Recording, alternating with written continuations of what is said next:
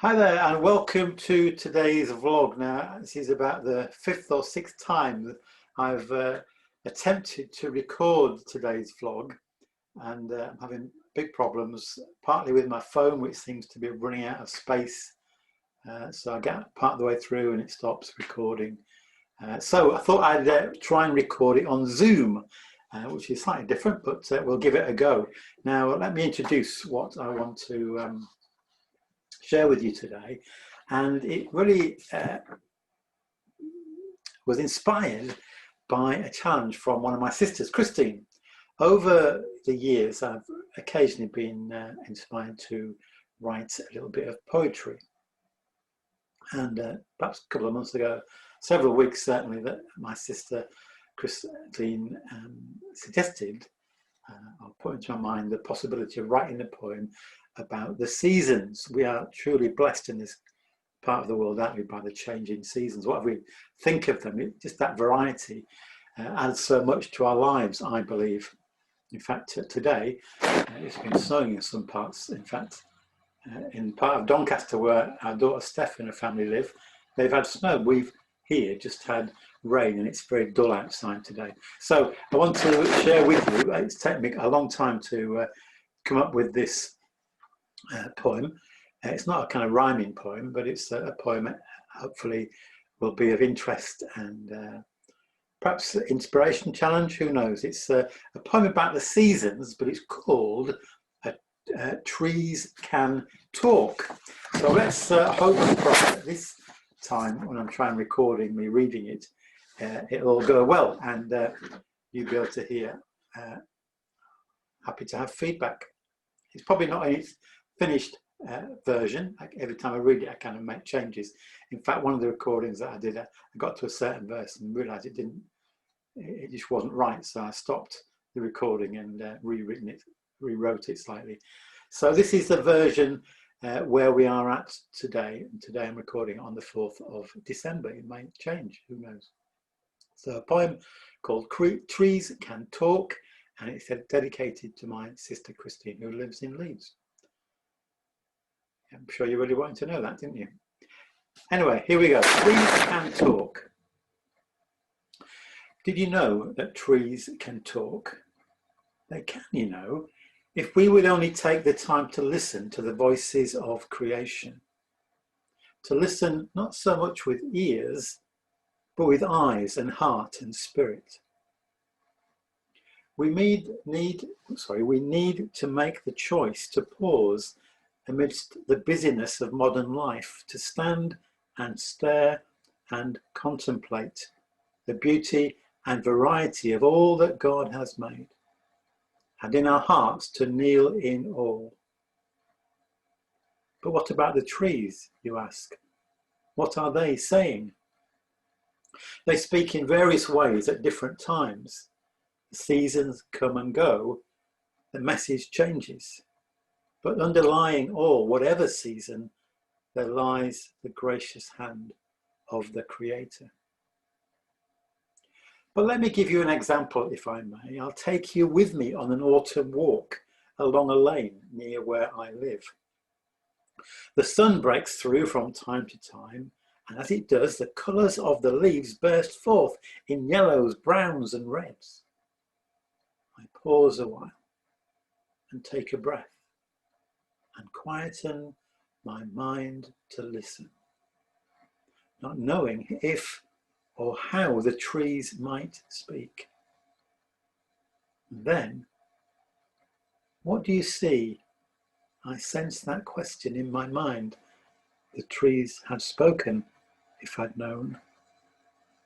I looked around me where I stood and saw a multitude of leaves. I see a pile of leaves, I said, and kicked to send some flying in the air. Look closer, came the voice within, and so I strained to really see. And as I looked and picked out individual leaves and noticed shape and size and colour, I understood that each was different in its way, no two the same, each one unique, like human beings sense. And as I examine in amazement this unfolding revelation, into my mind came words of Jesus. A sparrow falls upon the ground without your Father knowing. The same is true, of course, of one small leaf. Then I recalled the next words Jesus spoke to those around him where he stood, words of great comfort then as now. So do not be afraid, he said, for you're worth more than many sparrows, many leaves. But autumn season now has gone and winter days are with us. So as we take the walk again, we meet a very different scene. The branches on the trees are bare, no leaves at all, few signs of life. Jack Frost has been here in the night. I hear my footsteps crunching as I walk. The branches on the barren trees still bear the marks of Jack's nocturnal visit. I try to listen to the trees, but they stay silent, so it seems. I gaze upon the sorry stage, which speaks of lifeless desolation. The trees which once in ancient splendour stood seem but a poor reflection of the past. I feel the chill of freezing silence, but wait to hear a message from the trees. I almost give up hope and wonder whether death has wrought its worst and taken voice and hope and life. Then the snow begins to fall in giant flakes, and soon the scene around is changed to one of white and light and beauty. When I'm about to turn and go, I hear a soft voice rise within. Recall our Saviour's 3 days in the tomb when all seemed lost, despair was near. But he had promised he would rise. Do not lose hope of life renewed. I feel a spark within my soul. The trees aren't dead, all is not lost. They'll live again, and time will show Creator's power through brand new life. It's time to wait in hope and faith. God's perfect timing will provide. Now, once again, the scene has changed as winter fades and spring is here. One doesn't have to look too hard to see new life is bursting forth, just as our Saviour rose from death, proclaiming life forevermore. The buds upon the branches now reveal the hope of what's to come, and energy that brings new life. It seems as if the branches have awoken from long slumbering months of winter to stretch and greet a happy springtime. The joyous season lifts my heart, new life from death and hope from fear. See at the feet of those great trees, flowers of spring push tenderly through once barren, mournful ground, to promise soon their glorious colours. Then as I view the signs of life, the prophet's word come to my mind. You will go out again in joy and be led forth in blessed peace.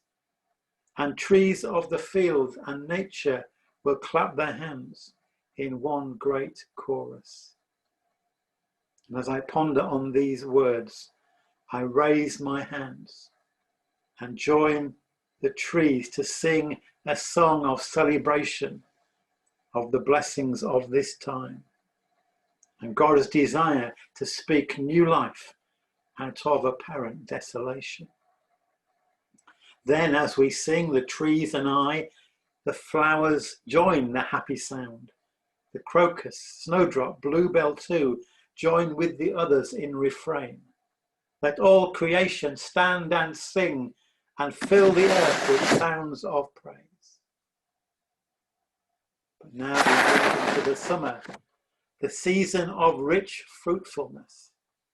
The hopes of spring have reached fulfillment in life abundant all around. The trees once barren now reveal a mass of green and ripened blossom. They play host to many creatures, not least the birds in tuneful song. They've gathered items for their nests built high above among the branches. I hear the shrill of baby birds, their eager mouths expecting food. I gaze in wonder once again at trees, all shapes, sizes, colours, so beneficial for our lives as human beings on the earth. It's sad when we have failed to value so many forests now destroyed. Thus, in the midst of celebration, a sadness lies upon my heart. For I have learned that trees are mentioned in the scriptures more than any living thing apart from God and human beings. It was on a tree the Saviour died. And did you know, the trees then asked me, a tree appears in the first chapter of the sacred book itself, in the first Psalm, the first of Matthew, and the last of Revelation. I stand in silent thought and prayer. But now we come to the conclusion of our journey through the seasons. We've seen God's wonderful creation, so much to praise and challenge too. For the fruitfulness of nature calls forth fruitfulness from me and you. Well, despite my occasional blogs I hope that you find it of interest and perhaps thought-provoking. Well, that's it for today. I think probably next time I do a vlog back to a more normal way. But I thought I'd like to share that with you. And thank you to Christine again for inspiring me to write it. So God bless you. Thank you so much for listening today.